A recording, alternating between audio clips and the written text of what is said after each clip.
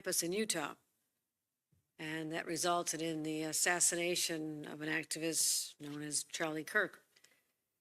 And his assassination was certainly the latest in a troubling trend of political violence in this nation. You think about the April firebombing of fellow Governor Josh Shapiro's home, barely escaped with the safety of his children. A June shooting of a Minnesota lawmaker, Melissa Hortman and her husband. And it continues. We never forget the assassination attempt on President Trump when he was campaigning last year. Earlier attacks at the home of Nancy Pelosi on her husband. Attempt to kidnap Governor Gretchen Whitmer. And of course, the attacks on our Capitol on January 6th. And we've even seen domestic terrorism in our own state of New York. And it was just over a few years ago, 3 years ago, when 10 innocent individuals were gunned down doing nothing more than shopping in a neighborhood grocery store. It was a racially motivated killing spree. And in the aftermath of that, but also as a precursor to what is now unfolding, we took immediate action, as we do here in New York. I had an executive order to increase funding for threat monitoring and targeted violence prevention. And in my first budget, I made sure that we could provide more money to localities, $10 million to invest in domestic terrorism grants. We actually knew we needed to beef up our online surveillance. I think there have been just a small handful of people doing this job statewide. And we added 20 employees full-time and almost $16 million to the budget there, and added more people to the operations and focusing on investing in our state police. So we're doing what we can, looking at cybersecurity. Colonel Crow and others give me a regular briefing on the threats in our state and whether they're homegrown or abroad. But it's really gotten to a point where we've really seen enough. How much more can this country endure? And I will call out dehumanizing language that leads to violence anytime. And that does not censor me from telling the truth, but there is a way that incidences or disagreements or policies can be described. Now, earlier today, and I want to thank all the elected officials who joined us here. We heard from every elected official here, but also 6 more leaders who are on Zoom. We can identify those, the leaders from the Senate and the Assembly, majority, minority. I wanted to have a small, more intimate dialogue, but also, really create an environment where people can just speak out and just talk what's on their mind. And it was very important for me to hear. It was very candid. And we talked about the role that we play as leaders, our personal responsibility and our own social media posts. And should elected officials be on social media when you think about the debates and the fights that continue in that platform, and really, again, just beyond just what elected officials do, just the rise in the hate speech and dehumanization that occurs when things are said that we discuss you'd never say to someone walking down the street or in your workplace or in your place of worship. So there's something that Commissioner Bray talked about how inflammatory rhetoric leads to real violence. And she'll talk about some of the statistics that she monitors regularly. And it's not just a theory. There's something called stochastic terrorism. And what that is that direct linkage between the speech and the action. And what is happening, the dehumanization of people and ideas is leading to these violent consequences.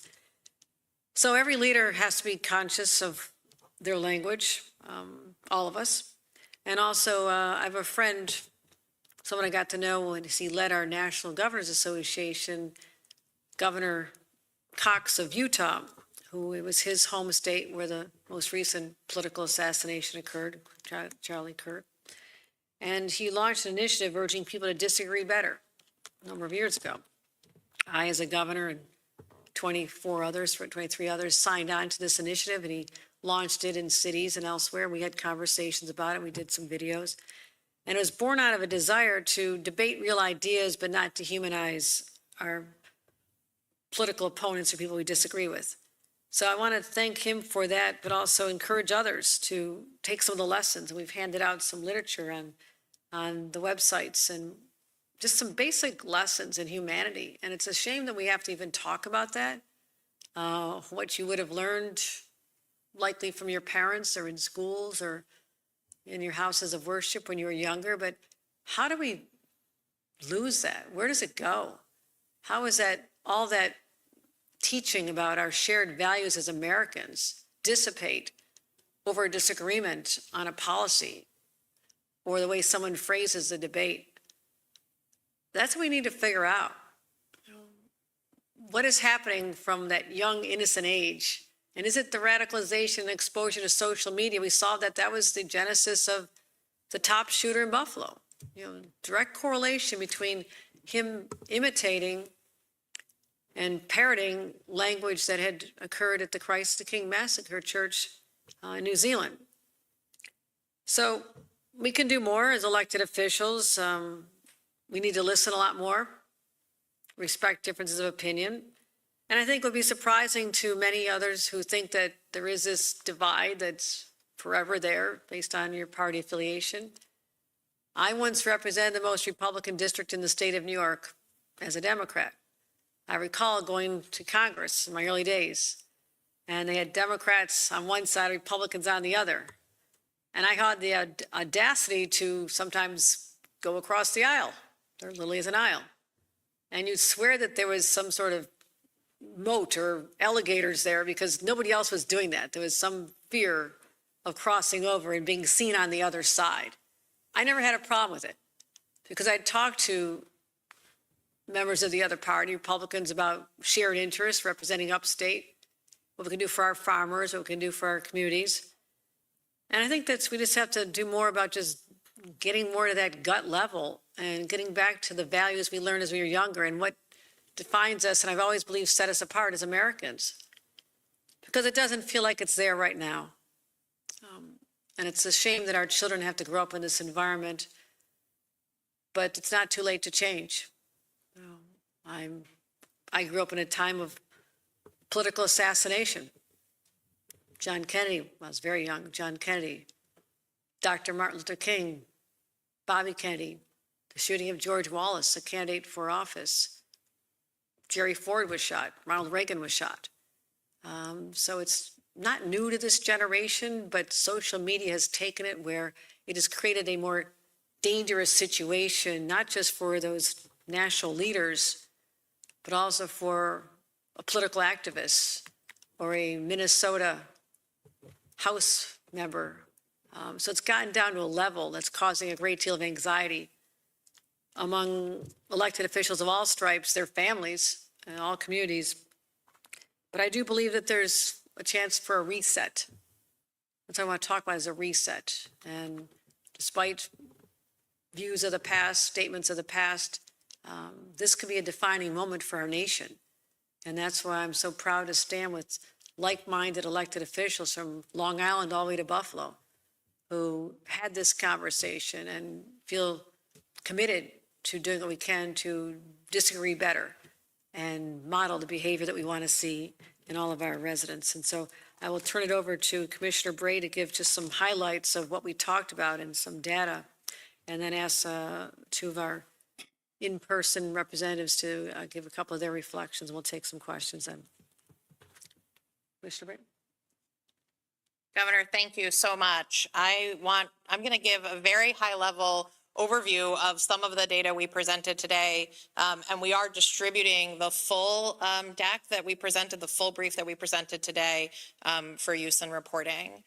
This is a bar chart of terrorist plots and attacks against government targets. What you see in red is where extremist partisan ideology was motivating that attack, and you can see that prior to 2015, it was incredibly rare in this in the last several decades, and then we've seen a precipitous increase of attacks that are extremist partisan motivated.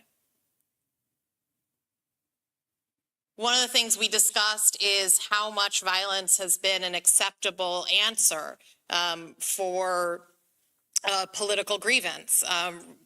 A recent survey, 26% of Americans see violence as usually or always justified to advance a political objective. That's consistent across several surveys, anywhere between 20 and 30%. And we talked as a group about what that means. We also talked importantly about the fact that political figures in particular and their acceptance or rejection of violence is actually very powerful in terms of what people think is or is not acceptable. And so that offers us some hope for how we think about it. We also talked about what people can and can't do. Before I get to the slide, I want to say we talked a lot about showing how rhetoric leads to increased threats. And you'll get that in a deck that's distributed, but about how we literally see people in my job all over this country see that when rhetoric ramps up, particularly when it's dehumanizing, when it's othering, particularly when it accepts violence as an answer, what we see is an incredible spike online in the number of and the volume of threats directed at whatever group of people have been targeted that day. And that incredible increase, we know statistically, does lead to additional violence. And so that'll be in the materials we distribute. And finally, we talked about what we can do about it, right? How do we take on this question? And we had a robust conversation about how to lower the temperature. It focused on, I think, really three things. The first is the fact that so many of the folks standing behind me are friends. So many of them talk about how to solve real people's problems on a day-to-day basis and how we need to make that more public and show that. We talked about social media and how social media has sped the way, sped the dissemination of information, sped the rabbit holes that people can go in, sped the radicalization process and how corrosive that is, and what can folks do as leaders to get people offline, get people outside, get people back connected to their communities. And then talked about setting good examples and specifically how people can set good examples. Talked about sometimes you don't need to say anything, that sometimes after an attack like this, the best thing to do is to condemn the violence and then withhold judgment on motivations for law enforcement to do their work. And then obviously, finally, we talked about Governor Cox's Disagree Better campaign as a model for the rest of the country to follow. I want to invite County Executive Poloncarz to give some remarks. Thank you, Commissioner, and thank you, Governor, for hosting this conversation. We came together, and there are Democrats and Republicans in the room, but we're not here as Democrats and Republicans. We're here as New Yorkers and Americans who are concerned about the tenor and the rhetoric and what has occurred. I knew Melissa Hortman. I had met her. Shared and talked about some of the things that were going on in Minnesota and how they were very similar in New York, even though we had different positions. And when I learned of her assassination, it was a gut punch. But it was also a gut punch to me when there was the assassination attempt on President Trump, knowing the impact that could have on our country, as well as the assassination of Charlie Kirk. And we need to come together, and that's why I'm very thankful that the governor is hosting this discussion, to remind everybody that in a democratic society, we can have differences of opinion. It's important to have differences of opinion. The people in this room and those that are online don't agree on everything when it comes to policy, but we can do it in such a manner where it does not become a blood sport, where people feel like they have to take that next step. Political violence is never acceptable in a democratic republic. If you were upset about the murder of Melissa Hortman and her husband Mark, you should be upset about the murder of Charlie Kirk. If you were upset about the murder of Charlie Kirk, you should be upset about the murder of Melissa Hortman and her husband Mark. There's no difference. Murder is murder. Political violence is terrible. I've been subject to death threats. Thankfully, nothing has ever occurred of it, but people were held responsible for their actions and the threats that were made. And we need to remind everybody that the individuals who are serving our community are doing it because they're trying to create a better community for all. We don't always have to agree on the policy, but we can work together, regardless of political affiliations, to create better cities, towns, counties, states, and country. And so I want to thank the governor for hosting this event and bringing us together, and also speaking to our fellow New Yorkers and Americans that when we work together, we accomplish so much more. The divisiveness that we see in our country is something that we will remember for the rest of our lives. And if last week's act is the last act of political violence that we see during our lives, then we will all have accomplished something by reminding everybody we all have a role in our country as citizens, and that is to play an active role in our democracy, not through violence, but through speaking up and letting the elected officials know where they stand on issues and where you stand on issues. Criticism is okay. It's embedded in the First Amendment right of free speech.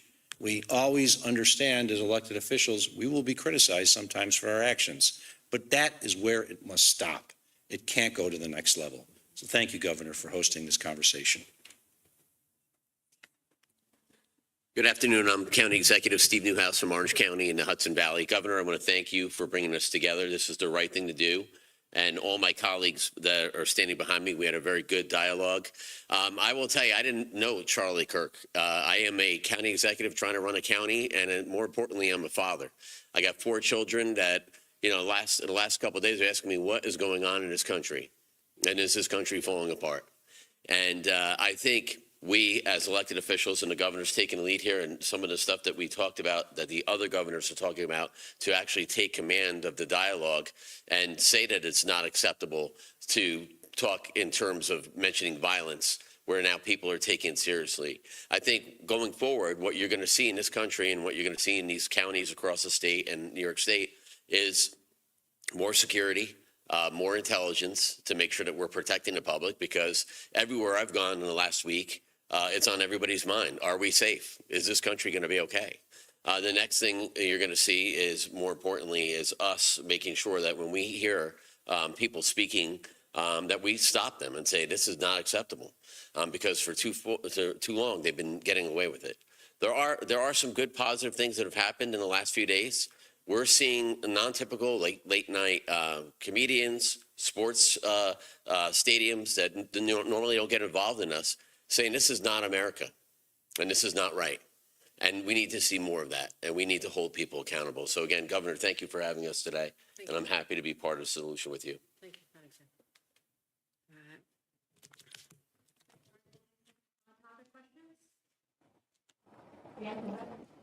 Governor, I'm curious, you mentioned social media, and I think Commissioner Bray did as well. You've made a really huge effort in social media for children. Do you see any legislative solution here to getting people out of these feedback loops of extremism on social media? That's an excellent question. It does start with making sure that our children get off on the right foot and are not subjected to bombardment of addictive algorithms designed for profit for large corporations that take their personal data, sell it, or try to, create the addiction, which they're very successful at, that holds our kids close and doesn't allow them to escape, which is why our distraction-free environment, the cell phone ban, is a really tough adjustment for our children. But the praise we're getting from both sides of the aisle is extraordinary. I think there's a lesson for adults in that environment, that your mental health is stronger and your human relationships are deeper when you can escape the clutches of your own cell phone at work all day, or taking a walk with somebody and you're on your cell phone, or you're supposed to be at dinner engaging with your children. So I would say even that cell phone is often the vehicle for the social media content. And I think we all do just need to take a breath and realize there was life before this. It wasn't a perfect life, but I would say the mental health of not just teenagers, which I've studied intensely, but the mental health of adults was far better. So let me take a look at what options there may be, but I think that you've hit on something to, at least through information, talk about healthier New Yorkers overall, and it starts with mental health. I want to bring up a moment when Democratic lawmakers from Texas were here. You say, and I quote, "This is war. We are at war." Was that a mistake to say? No, I would say that we're time for a reset when you believe that in the moment, it felt very threatening to our democracy. And I feel that I'm a soldier for my democracy. I have to protect my democracy, our democracy. Each one of us have that responsibility. So I felt like our democracy was under attack. But I certainly, with this reset moment, I'm going to be closely thinking about the words that I have and the effect they may have as well. Governor, you have a possible opponent next year, Elise Stefanik, who has repeatedly referred to Mamdani, the candidate running for mayor, as a communist. A number of Democrats have repeatedly referred to President Trump as saying he's a fascist. So how do you get past that? Because this is constant. It's literally almost on a single, every day you're seeing it, and the people behind you and on the screen are either against or supportive of these candidates. And so that's going to continue long after this thing here today. How do you get past that specifically, other than just saying, we need to tone down the rhetoric? No, you're actually describing the political climate of today. It is the throwing around labels and, ultimately the dehumanization of others that I think could start to spiral into a more dangerous place. And that's what we all have to be on guard of with our own language, particularly. We know what we can control, and that is what we say and do, whether on social media or in person. So that's why the phrase reset is important to me, that people take a step backwards and realize the effect that they may be having unbeknownst to them. You don't know that something you said isn't being taken as a challenge to someone to do something that they otherwise might. So I won't refer to the specifics there, but I will say this, there should be no othering and dehumanizing language, but that doesn't mean I'm forfeiting my right to tell the truth either. A lot of people start using social media when they're much younger. So, and obviously it develops as they get older in their young 20s, as you saw with the Charlie Kirk suspects. So what message do you have for parents for their teenagers to make sure, sometimes they don't know what they're doing on social media? And again, I look back at the case of the, his 18-year-old on his birthday, a Broome County resident who had been radicalized number of years before. And part of it was during the pandemic, his whole existence was confined to probably his basement because there was no interaction with students in a classroom and no normal activities. Our children were, held captive for a number of years, and that created the opportunity, I believe, that maybe it would have been there anyhow, but I think it fostered that. And so that's something that parents, we talk about, get offline and get outside. It's not just a silly slogan. It's real. It means tell your kids, no cell phones till a later age. And I'm sorry, if you forget your lunch, you won't forget it tomorrow. Or you'll make friends with somebody and borrow half of their peanut butter sandwich. That's the world I came out of. And so I'm just trying to, in our schools at least, that we have made a major decision. And I think people are going to look back at this time and say, this is when we started saving our kids in New York and making them smarter and more adjusted with the cell phone ban. But parents should be looking at what we're doing in schools and looking to do that at home as well. Go outside and play. Leave your phone here if you have to have a phone. Just go out and engage with others. Go to the mall. Go to the ball field. I think parents have an enormous role here, and if they could take something from this experience about also talking about the language that they use when they talk about what's happening in the news, on television, or their own social media posts. Kids watch everything we do. They watch us intensely. And I'm always surprised what my adult kids will say. Well, remember when you said that? It's like, well, you were 7 years old. But be aware that you're shaping the next generation of Americans. And we want them to love this country and respect it and respect the foundation, which was built on not agreement always, but they did come to the grand compromise that created this democracy that we're still living under 250 years later. And that's an extraordinary experiment that must endure, but one that we have responsibility in our time to make sure that there are not these assaults and these attacks that wear it down. All right, thank you, everybody. All right.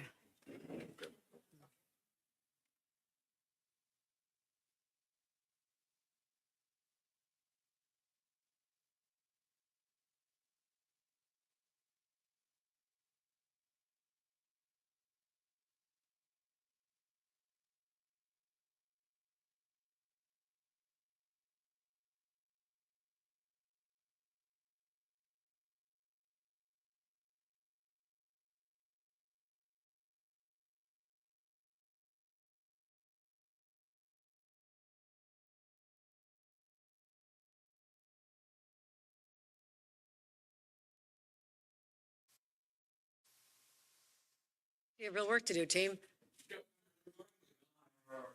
Strike. What do you make of the union's request to the president to appoint a special board of mediators and also the effect of that, which puts off any kind of strike action, at least for the moment? We don't want to strike at all. We don't want to strike at all. If you look at, what this union is asking for in comparison to what other unions have agreed to, and these threats to destabilize the local economy because of their greedy asks, is deeply disturbing. Now, it was unfortunately the White House that first authorized the ability for them to threaten this strike and perhaps execute it. That's why I have called upon the White House as well as the Republican Congress members from Long Island to step up and do something. But I don't want to just create an environment where they just kick the can down the road. Well, we'll find a better time to strike, but we're going to strike. We have to get away from the strike language. And the White House and others should be using their power to say, you're not allowed to strike. You cannot strike. Work it out at the table. And that's our position right now. I do not want to see this happen. Governor, you endorsed Zaral Mamdani last night. I'm curious, can you take us into, what sealed the deal? You said you spoke to him several times. I mean, what were you looking to hear that you finally did hear? What sealed the deal? I had a number of conversations with him over the summer in person to talk about, my priorities. Public safety, you've heard me say that 1,000 times, public safety. I needed to know that there was a seriousness about protecting New Yorkers of all faiths. I know there's particular anxiety from the Jewish community. I needed to hear that there was an affirmation of interest in ensuring that they feel protected as well. But I think what put me over the top was this discussion about Donald Trump inserting himself into our local election, trying to put his thumb on the scale and perhaps clear the field for his designated choice. And that was very disturbing and frightening to me over the last week. When I started hearing that, I said, you know what? I can work on affordability. I can work on public safety, and we'll do that. But I want to make sure that I have someone who's not tainted or compromised, because the president, who should be more concerned about dealing with the bad actors out on the global stage, and let us handle our local elections here in New York and elsewhere. So that's probably what made me even more committed to know that I could work with an individual who will stand up to Donald Trump, shoulder to shoulder with me. So that was the final calculation. When did you let him know? Did he learn in the op-ed with all the rest of us, or did you let him know before? What was the reaction? I had a meeting a few days earlier, and I said it's important that we fight on behalf of New Yorkers, fight the administration for their attempt to undermine our election. And so, we talked about, if he gets elected, charting a path forward in the next legislative session, where we can be real partners to deliver meaningful change for the people of New York City. So I'm prepared to do that when the election's over as well. Governor, last year when we delayed the congestion crisis, Zaral Mamdani said that this was the reason why people don't trust politicians. So I guess with that sort of history, are you worried you might undermine you in the future? No, that That was the assessment of a number of people who just didn't know me well enough that when I said it's a pause, it was a pause. I'll grant that people didn't know me as well as they do now, because when I say it's a pause, it is a pause. And I was able to do what I wanted to do because I've been focused on affordability for the last 4 years. I didn't want New Yorkers to have to pay $15. I thought it was too high. I worked hard to drive it down 40%, but I had to wait for months to get permission from the Biden administration because they'd already given the permission at the 15, and we had to show a path forward into future years. That's what you have to do. So, no, I can move on from that. Certainly worse things have been said about me, and I have moved on. Give you a whole list of people. Governor, what's your response to the president continuing to suggest that he will pull funding if Zara Mamdani does win? That's what I'm talking about. Okay, I mean, think about what is implied in that threat.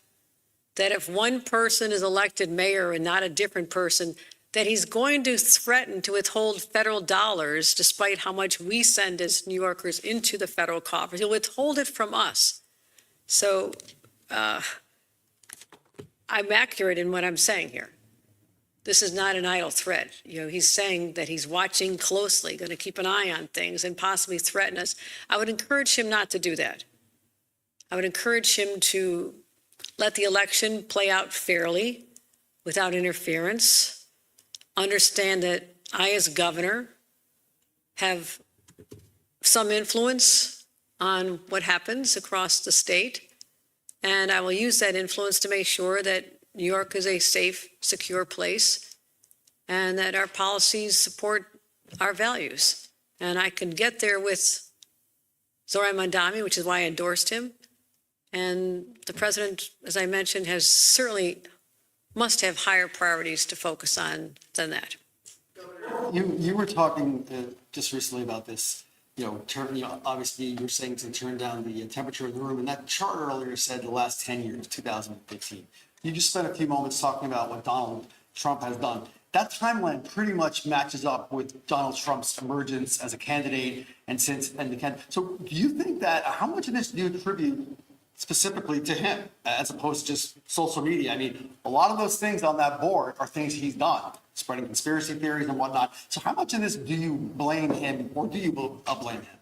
As I said, I'm not going to dehumanize individuals. I don't do that. But I'm also not going to be suppressed in my ability to tell the truth about what's going on. All of you are smart. You can look at the trajectory of what happened and who was in charge and dissect what was said at political rallies about reporters and other individuals. There was a long history of language that was, I would say, in many respects, new to the political dialogue. Things that perhaps others in the past thought you couldn't get away with. And that's become normalized, and that's part of the problem. So, everyone in our entire country who's in a position of authority and influence, and certainly our elected officials, needs to be aware of the impact that words have. Our commissioner drew a direct correlation between that kind of dialogue and violence. And so I'm not going to stand here and blame anybody. You can all look at the chart and figure it out. A couple of assurances that you get from Mamdani when it comes to policing, any specific red lines that you've drawn at this stage of the game? I welcomed the invitation to be involved in discussing public safety frequently, and including leadership at the police department, NYPD. And so I will, take him up on that offer. And I will continue to talk about, the work that we've done, the progress we've made, and how we don't want to go back to the days when crime was escalating. And I think he's a very smart individual, and he will certainly see, as I see, and others see, that sometimes administrations are judged on that one crime statistic. And I'm not going to root against the mayor of New York City. I work with Bill de Blasio, I work with Eric Adams, I work with Zoran Mamdani if he's elected, because I'm never going to root against New York City. I'm going to make sure that the leader is successful. But I also have a path to be able to shape policies based on the power I have right here in this Capitol. All right, thanks, everybody. Appointment of a police commissioner? Would you like Jessica Tisch to stay on? I've been invited to participate in the conversations about strong leadership at the NYPD. Thank you, everybody.